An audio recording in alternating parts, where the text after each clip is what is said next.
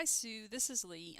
I was going to show you how I would put this file together that you're working on. So you sent me the SVG for the monogram font and I just opened that. I just went to Inkscape and said open, and then I went to my downloads folder and found the file that you had sent me and opened it. And then I went, this isn't the crown you were using, but I just went to Google and found just a crown to use to demonstrate how to do this. And then I wrote down the initials that you're using so that I wouldn't forget them.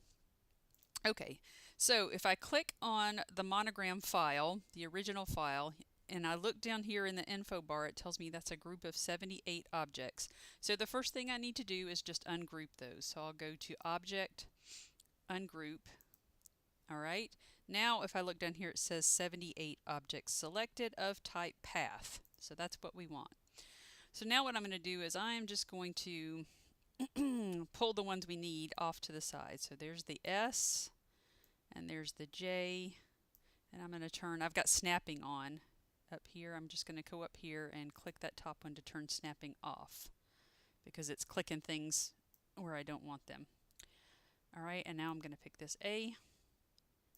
Okay, now I'm just going to delete these. I'm going to click and drag to select all of them and press delete on the keyboard.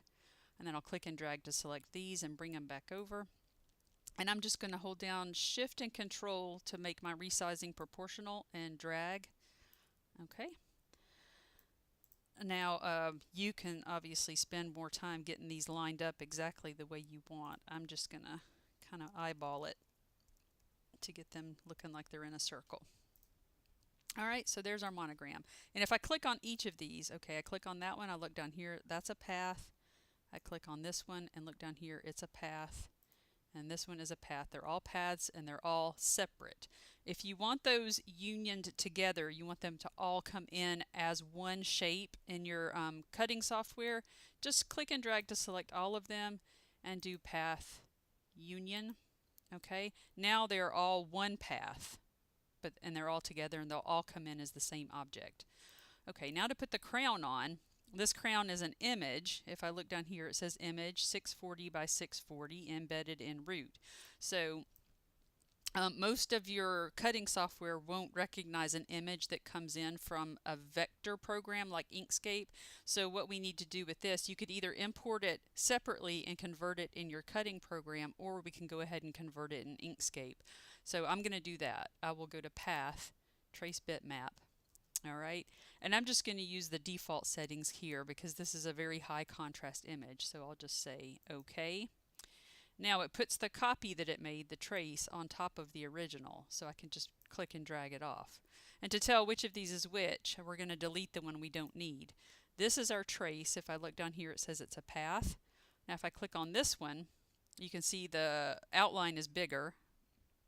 And I look down here and that's the original image. So I can just click on that and delete it. All right. And I can delete that text from earlier. I'll put the crown on top, and if I hold down Shift and Control and pull on the arrow, it proportionally resizes it, and you can decide what size you want your crown to be. Okay.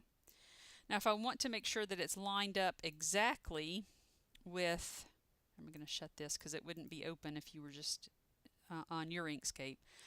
Since I've got those union together as one object, I can select everything and then open the alignment panel, Control-Shift-A.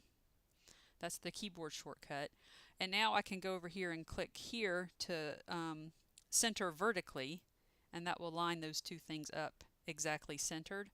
Now you can either leave those separate if you were going to cut them in different colors, or you can go ahead and select both of them and path union to have them all together as one object.